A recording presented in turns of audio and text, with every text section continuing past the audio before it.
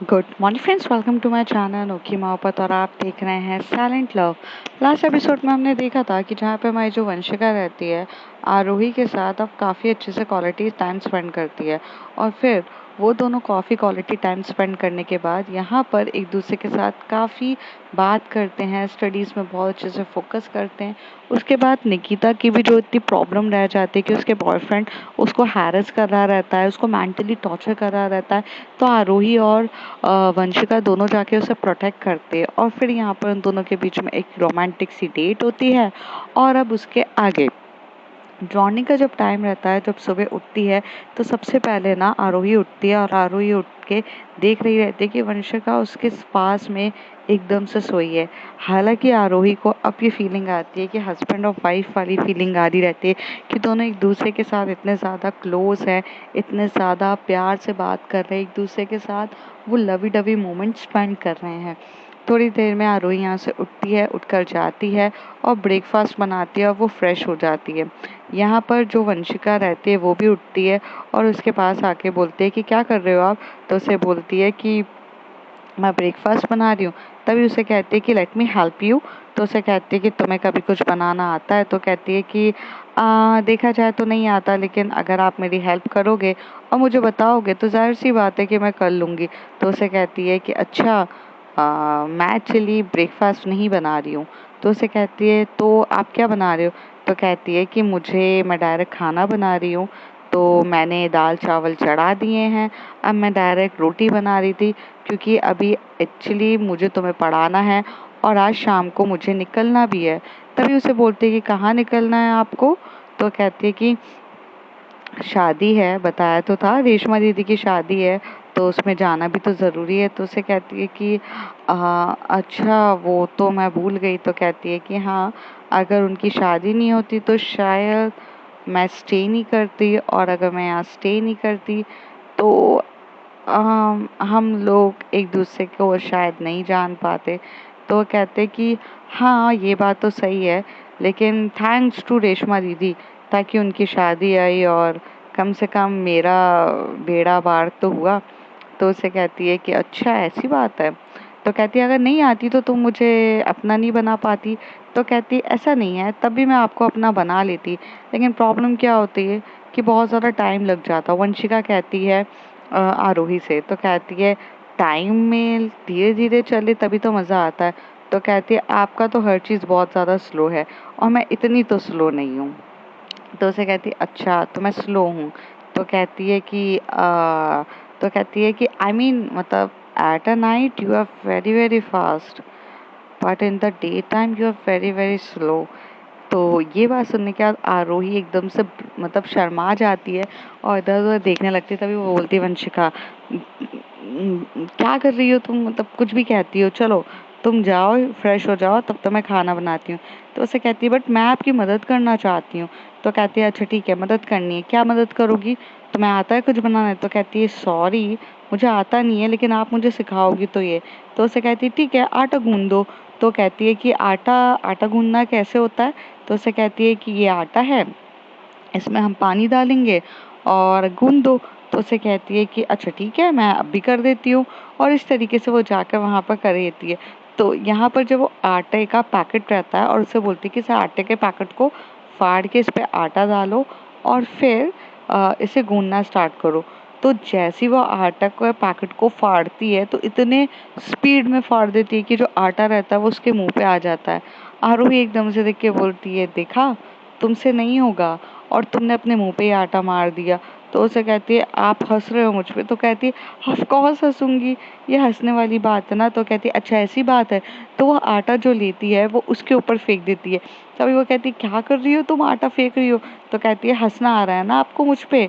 एक तो मुझे आपकी हेल्प के लिए मैं आ रही हूँ और ऊपर से आप मुझे ऐसे बोलोगे? और वो आटा लेके उसके पे फेंक देती है। यहाँ पर आरोही भी फटाफट जाती है और आटा उठा के उसके ऊपर फेंक देती है। दोनों एक दूसरे के साथ आटा मतलब एक दूसरे के ऊपर फेंक के मतलब एक तरीके से मस्ती मजाक एंजॉय कर रहे थे।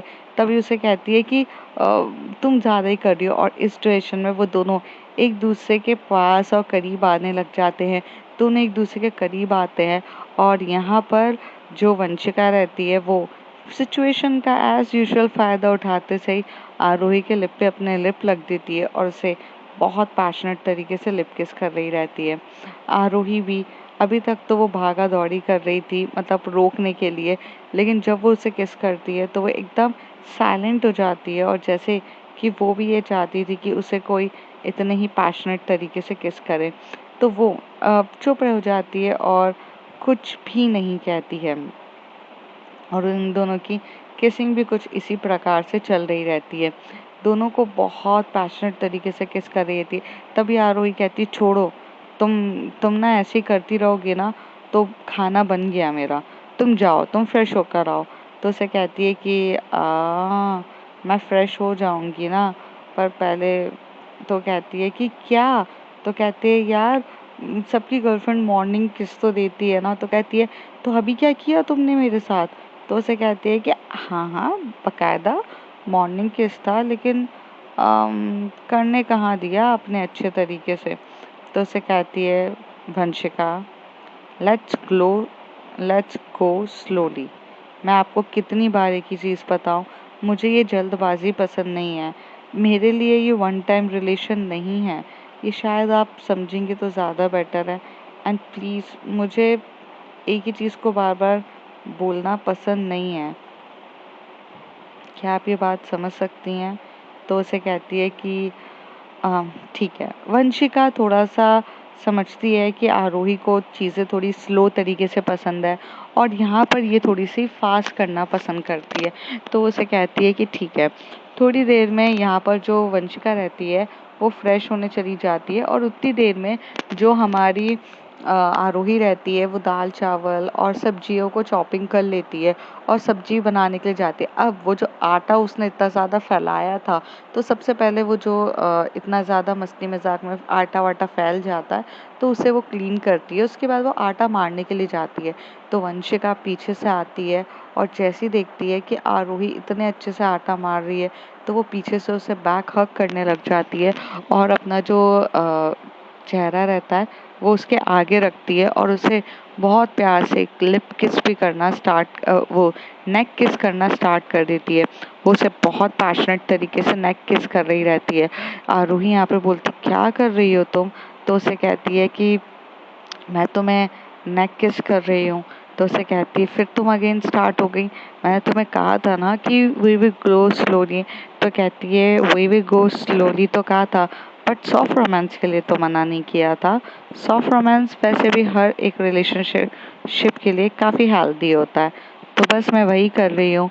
तो यहाँ पर वो उसको इतने प्यार से हग कर रही रहती है, पीछे पीछे किस कर रही रहती है और यहाँ पर भी जो हमारी आरोही रहती है वो भी अपना कंट्रोल खो रही रहती है, लेकिन वो उसे मना भी नहीं करती है क्योंकि उसका उसका जो टच और उसकी जो फ्रेगरेंस जो आ रही रहती है, वो आरोही को इतनी ज़्यादा अट्रैक्ट कर रही रहती है कि वो काफ़ी डीपली तरीके से उसके साथ अ, मतलब जब वो काफ़ी एक दूसरे के साथ बहुत डीपली तरीके से एक दूसरे को हग कर रहे थे तो वो करने देती है। थोड़ी देर के बाद यहाँ से वो उठती है और उसे बोलती है कि चलो मैं रोटी बना दूँ। तो उसे कहती है कि मैं हेल्प करूँ। तो उसे कहती है कि नहीं, आप कृपया वहाँ जाके बैठिए।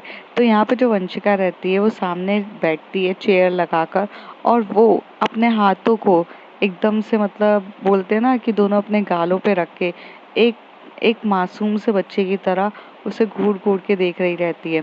तभी यहाँ पे वंशिका कहती है, वंशिका की नज़र से आरोही उसे कहती है, आप मुझे ऐसे घूर-घूर के क्यों देख रही हैं?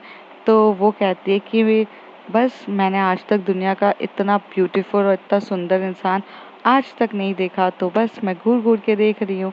You are the most beautiful person I ever seen in my life. तो बस मेरी नज़र ही नहीं हट रही है आपकी से। तो उसे कहती है कि कोई कोई बात करना, कोई बातें बनाना तो कोई आपसे सीखे। तो वो कहती हैं कि अच्छा ऐसा है क्या? तो उसे कहती है कि हाँ, आप सिचुएशन का देख के बहुत अच्छे से फ़ायदा उठा के बातें बनाना आती है आपको। तो उसे कहती है कि बातों से ही तो बातें बनती है और ऐसे कह के उसकी तरफ देख रही थी। तभी उसे कहती है कि मैं खाना बनाती हूँ और वो जब वो रोटी बना रही रहती है तो यहाँ पे वंशिका उसे काफ़ी अच्छे से देख रही रहती है। थोड़ी देर के बाद वो जब खाना वाना बनाती है तो सर्व करती है, तो यहाँ पर जो हमारी आरोही रहती है वो सर्व कर रही रहती है, तो वंशिका एकदम से उठ के आके बोलती है अलाउ मी, मैं डाइनिंग टेबल तक चीज़ें लेकर जाऊँ। तो उसे कहती है अच्छा ठीक है जाओ लेकर जाओ। तो वो डाइनिंग टेबल तक वो पूरी सब चीज़ें लेकर जाती है, बाकायदा अच्छे से वहाँ से चीज़ें लेकर जाती है और वहाँ पर रखती है। तो यहाँ पर ना सच बोलूँ तो वो पूरा सपोर्ट करने की कोशिश करती है, लेकिन उसे खाना बनाना नहीं आता, तो अब भला उस बेचारी की क्या गलती। कोशिश तो उसने बहुत अच्छे से करती है कि वो अपनी प्यारी सी मतलब आरोही की पूरे तरीके से हेल्प करे, और आरोही भी बहुत अच्छी से उसको समझ रही रहती है। थोड़ी देर के बाद इनका जो क्यूट क्यूट से मोमेंट्स होता है, तभी यहाँ पर वंशिका जो रहती है वो बोलती है वाह खाना तो आपने बहुत ज़्यादा टेस्टी बनाया है। तो उसे कहती है थैंक यू, वैसे भी मुझे खाना काफ़ी अच्छा सा बनाना आता है। तो कहती है बढ़िया है, तो आप मुझे सिखाएंगी। तो कहती है क्यों। तो कहती है कि कभी आप जैसे अपने मायके वगैरह गई तो मुझे तो खाना बनाना आना चाहिए ना। तो उसे कहती है अच्छा इतना सब दूर की तुम बहुत अच्छे से सोच लेती हो ना। तो उसे कहती है कि अरे तो मैंने कुछ गलत सोचा है क्या, आज नहीं तो कल हमारी जब शादी होगी तो कभी आप यहाँ आओगी तो फिर मैं अकेले कैसे खाना बनाऊंगी। तो वो कहती है अच्छा या तो फिर आप मुझे कभी छोड़ के जाओगे ही नहीं। तो उसे कहती है कि तुम पागल हो क्या, कहीं की भी बात कहीं पे भी जोड़ रही हो। वंशिका को कहती है, तो उसे कहती है कि देखो ना अभी भी तो आप ऐसे ही कर रहे हो, अभी भी आप तो फटाफट एकदम स्पीड में रेशमा दीदी की शादी में जा रहे हो, तो देखा नहीं जाए तो आप मुझे छोड़ के जा रहे हो। और अगर मैंने घर पे मेड्स वगैरह नहीं होती तो फिर मैं तो भूखी मर जाती ना। तो अभी भी तो आप मेरे साथ ऐसे ही कर रहे हो। तो आरोही कहती है बेबी मैं कहाँ जानबूझ कर रही हूँ, मैं तो खुद यहाँ पर स्टे करना चाहती हूँ, बट मम्मी का कल से मुझे फ़ोन आ रहे हैं। वो मुझे बार बार कह रही थी कि रेशमा दीदी मुझे याद कर रही हैं और 2 दिन के लिए मुझे जाना चाहिए। और मैं निकिता को भी मैसेज करके उसे भी सब कुछ बताया है कि आज रात को मैं निकल जाऊँगी, मतलब आज उसकी ट्यूशन्स एक और लूँगी, फिर रात के 11 बजे यहाँ से ट्रेन है, यहाँ से बस है, मैं चली जाऊँगी। तो उसे कहती तो आपने सबका सोचा ना, बट आपने मेरे बारे में क्या सोचा।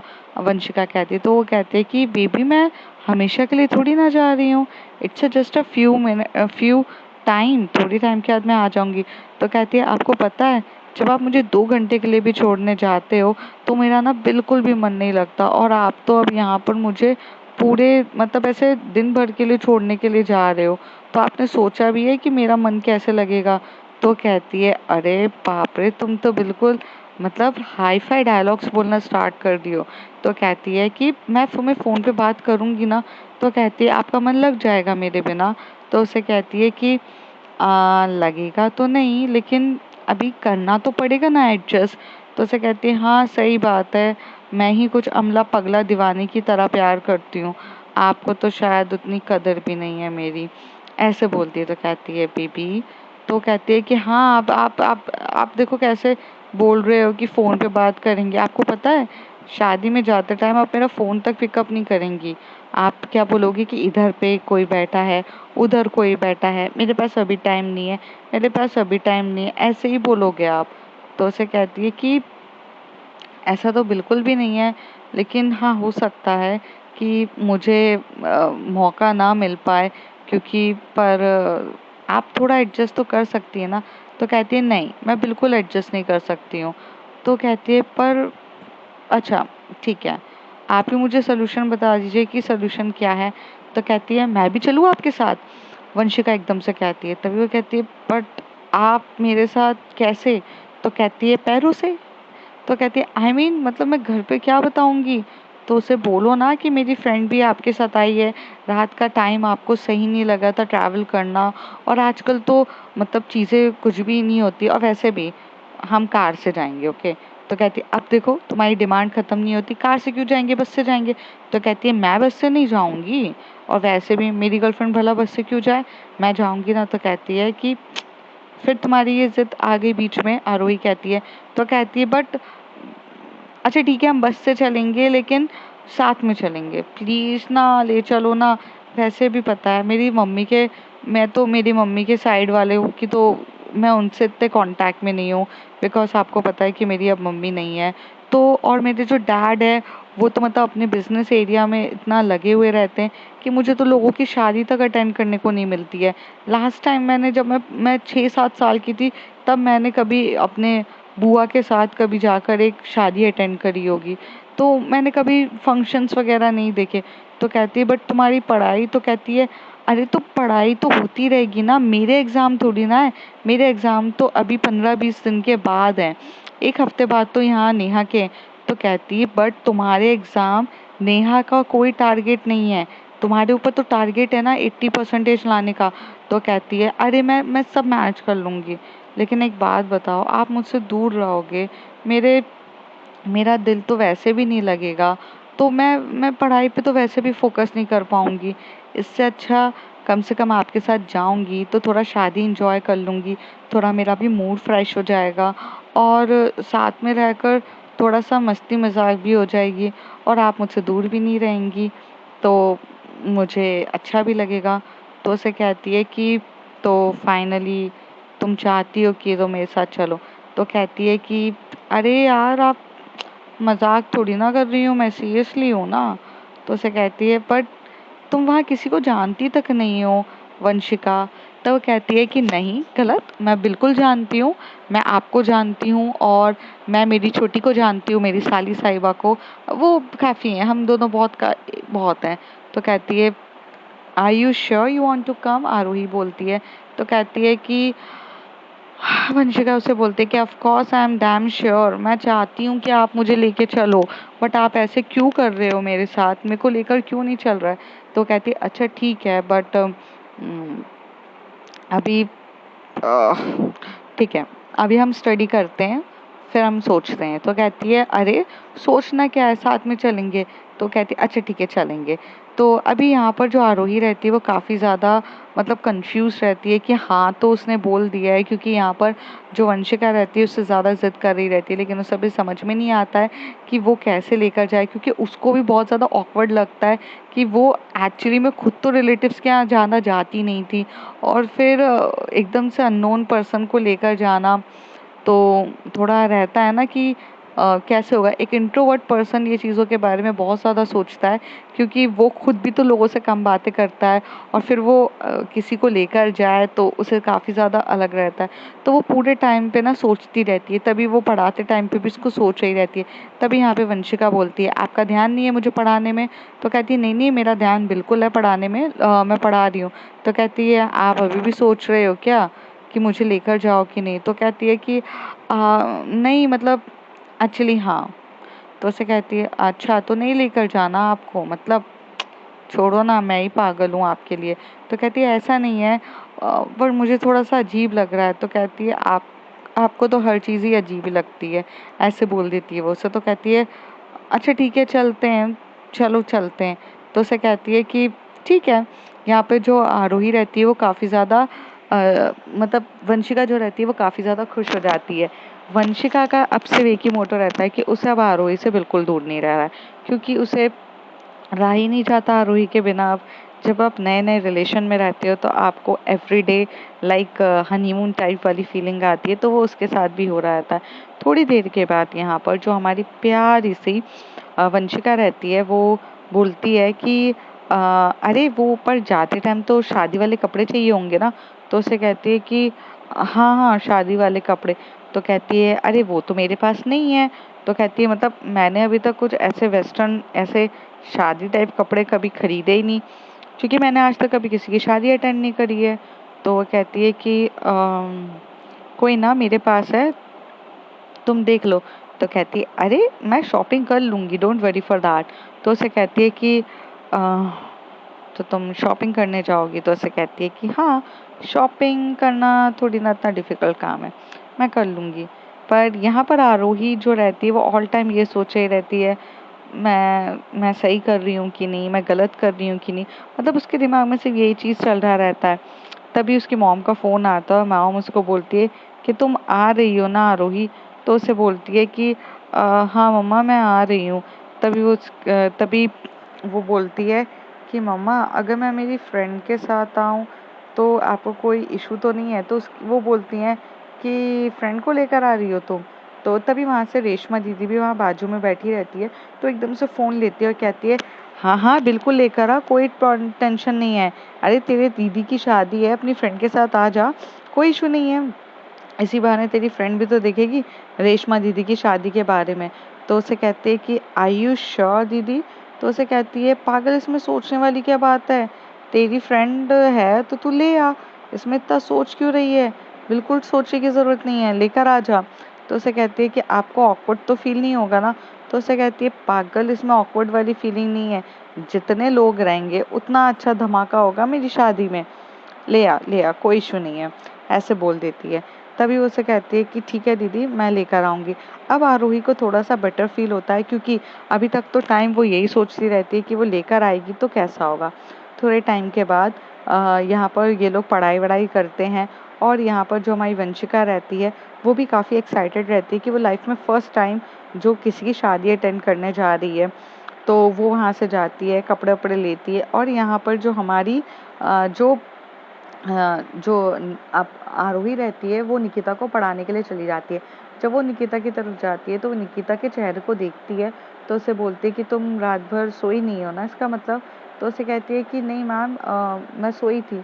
तो कहती है, लिसन, तुम्हारा फेस देखकर ही मुझे पता चल रहा है कि तुम रात भर सोई नहीं हो। हाँ, क्या सोच रही थी रात भर? तो उसे कहती है, दीदी मैम मैं कुछ भी नहीं सोच रही थी। तो कहती है, फिर मुझसे झूठ? तो कहती है, मैम वो बस यही सोच रही थी कि जो हुआ वो सही नहीं था। तो उसे कहती कि क्या सही नहीं था? मतलब आई डोंट अंडरस्टैंड कि जो मैं जिस तरीके से वो लड़ाई हुई मेरे बॉयफ्रेंड के साथ वो था, सही था कि नहीं? तो उसे कहती है, टॉक्सिक रिलेशनशिप से निकलना बहुत ज़्यादा ज़रूरी है। अगर वो लड़का तुम्हारे लिए बिल्कुल परफेक्ट होता तो मैं तुम्हें मना नहीं करती, बट आई थिंक कि he is not a right person for you, and अपने लिए राइट पर्सन ढूंढो। तो कहती है, जी अब तुम राइट पर्सन बाद में ढूंढना, पहले पढ़ाई कर ले। और तुम्हें पता है मैं 2 दिन के लिए यहाँ नहीं हूँ, मतलब एक दिन तो ये अभी है और एक संडे हो जाएगा, तो मतलब मैं एक दिन के लिए नहीं हूँ, तो तुम मैनेज कर लोगी ना? तो कहती है कि हाँ हाँ मैम बिल्कुल, इतना तो मैं मैनेज कर ही सकती हूँ। तो उसे कहती है, थैंक यू सो मच, और ऐसे बोलती है। अब यहाँ पर जो हमारी वंशिका रहती है वो जाती है, और वो पूरे जो मतलब अच्छी अच्छी जो ड्रेसेस रहती है वो लेकर आते हैं, अपना पूरा बैग तक मतलब ऐसे तैयार कर देती है। और पूरा बैग तैयार करने के बाद एकदम से आती है, और यहाँ पर आरोही की तरफ देख के बोलती है, अब चले फटाफट? तो आरोही बोलती है, मुझसे ज़्यादा खुशी तो तुम्हें हो रही है। तो कहती है कि हाँ ऑफ कोर्स, मुझे इसलिए ज़्यादा खुशी है क्योंकि इसी बहाने मुझे अपना ससुराल देखने का मौका मिलेगा। I mean I want to know कि आपके पूरे फैमिली मेम्बर्स कैसे हैं, क्या है, सबको जानने का मेरे को काफ़ी ज़्यादा अच्छे से मिलेगा। तभी वो कहती है, तो तुम इसलिए जा रही हो?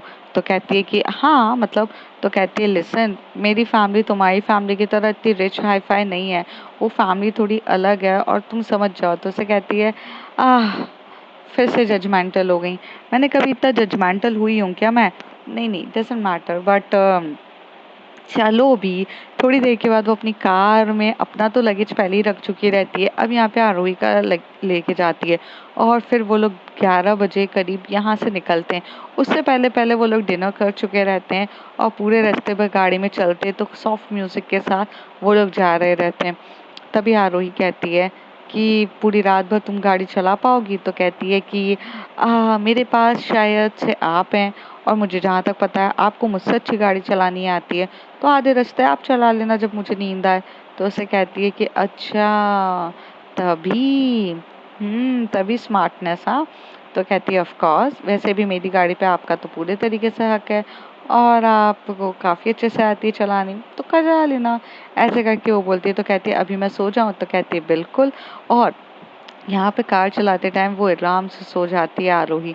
आरोही काफ़ी ज़्यादा टेंशन में रहती है, सुबह से वर्रिड रहती है कि वो लेकर जाए या ना जाए। उसे वैसे ही डर लग रहा रहता है, क्योंकि उसको एक अलग से वाइब्स आती है, तो वो उसे सो जाती है। तब यहाँ पे वंशिका जब उसे देखती है तो कहती है, सॉरी बहुत ज़्यादा ज़िद कर रही हूँ। बट क्या करूँ, मुझे डर भी है कि मेरी खूबसूरत सी गर्लफ्रेंड पे लाइन मारने वाले कोई और लोग नहीं होंगे, और मैं घर पे बैठे-बैठे ये सोच-सोच के मरना नहीं चाहती हूँ। अब जो होगा देखा जाएगा वहाँ पर। वो मन ही मन ये बात सोचती है और थोड़े टाइम के बाद गाड़ी चलाती है। फिर ये लोग एक जगह गाड़ी के मतलब जो ढाबा टाइप होता है वहाँ रुकते हैं, और वहाँ रुक कर ना तो वो उसके लिए अपने लिए पानी की बॉटल लेती है जो एकदम चिल्ड रहती है, और कोल्ड ड्रिंक लेती है। तभी आरोही कहती है कि तुम थक गई होंगी, अब मैं गाड़ी चला लेती हूँ, मैं काफ़ी ज़्यादा सो गई थी। तो उसे कहती है कि नहीं नहीं रहने दो। तो उसे कहती है कि नहीं मैं चलाती हूँ। फिर यहाँ पे आरोही गाड़ी चला रही रहती है और वंशिका उसकी तरफ देख रही रहती है। तभी आरोही कहती है तुम सो भी सकती हो। तो उसे कहती है कि नहीं बिल्कुल भी नहीं, मुझे सोना नहीं है, मैं चला लूँगी। तो कहती है भरोसा नहीं है क्या कि तुम्हारी गाड़ी को ठोक वोक दूँगी? तो कहती है ठोक दो, रिपेयर करा लेंगे, क्या फ़र्क पड़ता है। और इतने क्यूट तरीके से बातें कर रही थी। तभी उसे एक कॉल आता है और वो उसे बोलता है कि कहाँ है रे तू, ये वो, मतलब उसे धमकियाँ इस तरीके की बातें उन्हें देता है। तो अभी उसे याद आता है कि ये वही बंदा है जिसको उसने 20,000 रुपये देने का वादा किया था। तो उसे कहती है कि अपना मोबाइल चेक कर, तेरे पैसे आ गए हैं। तो उसी तरह देखती है। तभी आरोही उससे पूछती है कि क्या हो गया? तो कहती है मैं भूल गई थी वो उसके पैसे डालने के लिए। तो कहती है मतलब तुम मेरे भाई का भी ख्याल रखोगी, मेरी बहन का भी ख्याल रखोगी, क्या क्या करोगी वंशिका? तो कहती है बस ऐसे पराया मत करो। ऑफ कोर्स साला साली की ध्यान तो रखना पड़ता है, आप चिंता मत करो बिल्कुल भी। और गाड़ी को अच्छे स्पीड्स में लेने के बाद ये लोग अपने डेस्टिनेशन पे पहुंच जाते हैं। जैसे डेस्टिनेशन में पहुंचते हैं तो छोटी जो रहती है काफ़ी एक्साइटेड रहती है कि उसकी बहन आ रही है, बहन आ रही है, तो आते हुए देखती है। तभी वो सामने से देखती है कि वंशिका दीदी भी आई है। तभी वो दीदी से मतलब मिलने से पहले पहले वंशिका दीदी से जाके हक करती है और कहती है कैसे हुआ? तो उसे कहती है तो बस हो गया। तो कहती है now you guys are together. तो उसे कहती है कि मुझे सब कुछ जानना है। तभी वंशिका बोलती है बाद में। तो उसे कहती है चलो अभी अंदर चले। तभी छोटी की तरफ आरोही देख के बोलती है सिस्टर कौन है? तो कहती है कि आप हो दीदी। तो कहती है हक किसे करना था पहले? तो कहती है आपको। तो कहती है उधर क्यों गई तुम? तो कहती है कि अब वो भी तो इम्पोर्टेंट है ना। तभी वंशिका एकदम एटीट्यूड में कहती है मैं तो हूँ इम्पोर्टेंट। तो उसे कहती है चलो चलो चलो। फिर वो यहाँ से जाती है। तो कहती है कि तभी वंशिका एकदम से थोड़ा सा नर्वस फील कर रही रहती है क्योंकि उसने लाइफ में कभी इतने रिलेशंस देखे ही नहीं थे और उसे थोड़ा सा डर लगता है। तभी आरोही पीछे से आती है, उसका हाथ एकदम टाइटली फोल्ड करके बोलती है चलो डरो मत। और यहाँ पे वंशिका आरोही से ये पूछना चाहती थी कि आपको कैसे पता चला कि मैं डर रही हूँ, क्योंकि इससे पहले तक तो मैं बड़ा एटीट्यूड दिखाकर बोल रही थी कि मैं सब कुछ मैनेज कर सकती हूँ, पर अब यहाँ पर आपको कैसे पता? फिर वो उसका हाथ होल्ड करती है और बहुत प्यार से अंदर की तरफ लेकर जाती है और अपनी अपनी मतलब पूरी फैमिली से मिलवा के बोलती है ये मेरी फ्रेंड है। ट्यूटर ट्यूटी कोई रिलेशन नहीं बताती है, सिर्फ इतना बोलती है मेरी फ्रेंड है। तो एक्चुअली मैं अकेले ट्रैवल कर के नहीं आ पा रही थी क्योंकि जो बस थी वो एक्चुअली कैंसल्ड हो गई थी। तो उसने बोला कि मैं कार से छोड़ दूंगी, तो दैट्स वाई मैं लेकर आई। तो रेशमा वहाँ से भागते हुए आती है और एकदम से आके हक करती है और बोलती है बिल्कुल सही किया, एंड मुझे कोई प्रॉब्लम नहीं है कि आप अपनी फ्रेंड को लेकर आए हो। चलो चलो छोटी ज़रा रूम दिखाओ दीदी का भी। और ये तो तभी वहाँ से छोटी कहती है आपको मेरे साथ रूम शेयर करना पड़ेगा वंशिका दीदी। तो कहती है चलेगा छोटी, कोई इशू नहीं है। और आरोही तो कहती है हाँ हाँ आरोही दीदी भी स्टार्ट में ही करेंगी। तो कहती है फिर तो कोई प्रॉब्लम नहीं है, छोटी तो काफ़ी एडजस्टेबल है ना, चीज़ें समझती है। तो उसे कहती है तभी छोटी है और वो उसकी तरफ देख के बोलती है बहुत चतुरी है वंशिका दी। तभी वो एकदम से बोलती है धीरे से जीजू। तो वंशिका एकदम से टर्न होके बोलती क्या कर रही हो तुम यहाँ, जीजू क्यों बोल रही हो? तो कहती है हाँ हाँ मतलब दीदी को पटा लिया लेकिन अपनी साली साहिबा को ऐसे छोड़ दिया, ऐसे थोड़ी ना चलता है। कहते हैं आपको लगता है? तो कहती है कि अच्छा तो क्या है? तो उसे कहती है मेरा बैग ओपन करो। जैसे ही वो बैग ओपन करती है तो वहाँ पर एक बहुत ब्यूटीफुल सी ड्रेस रहती है, वो लेकर आती है छोटी के लिए और कहती है ये ड्रेस अच्छी लगेगी। तभी वो एकदम से ड्रेस लेके बोलती है आरोही दीदी के देखो ना वंशिका दीदी मेरे लिए इतनी प्यारी ड्रेस लेकर आई है, इतनी प्यारी ड्रेस लेकर आई है। तभी आरोही वंशिका की तरफ देख के बोलती है ये क्या था? तो कहती है छोटी के लिए ड्रेस पसंद आई थी। ऑफ कोर्स ये 3 पीस ड्रेस कितनी सुंदर है ना, आप पे कितनी सुंदर लग रही है। तो उसे कहती है कि बहुत ज़्यादा अच्छी है। पता है वैसे भी मम्मी ने मुझे पुराने क्लॉथ्स दिए थे, मेरे को बहुत शर्म आ रही थी। कल मैं शादी में ये ड्रेस पहनूंगी, थैंक यू वंशिका दीदी। और ऐसे करके एकदम से करती है और जाते-जाते बोलती थैंक यू जीजू, और ऐसे करके चली जाती है। तभी आरोही बोलती है, ये तो मैं जीजू बोल कर गई? तो कहती है हाँ, क्यों? तो कहती है इसको बोलो बाहर जाके कुछ भी ना कह दे। तो कहती है समझदार है वो, हैंडल कर लेगी। अब रूम में सिर्फ हम और तुम है। तो तभी उसे कहती क्या मतलब है तुम्हारा, हम और तुम है, तुम कहीं पे भी शुरू हो जाती हो। तो तभी उसे ग्रैब करते हुए बोलती है एक किस तो बनता है, वैसे भी मॉर्निंग किस अभी बची है ना मेरी, तो वो तो मैं लूंगी। तो कहती मॉर्निंग को हुए टाइम हो चुका है। तो कहती जब भी मिलूंगी मैं तब लूंगी किस। और ऐसे करके वो उसे बहुत पैशनेट तरीके से किस कर रही थी। दोनों के बीच में किस हो रही रहती है, डोर लॉक रहता है। और तभी किस करते टाइम एकदम से डोर पे नॉक नॉक होती है और वो आरोही की मम्मी रहती है। और अब उसके आगे जानेंगे अगले कुछ एपिसोड्स में। तब तक के लिए बाय बाय।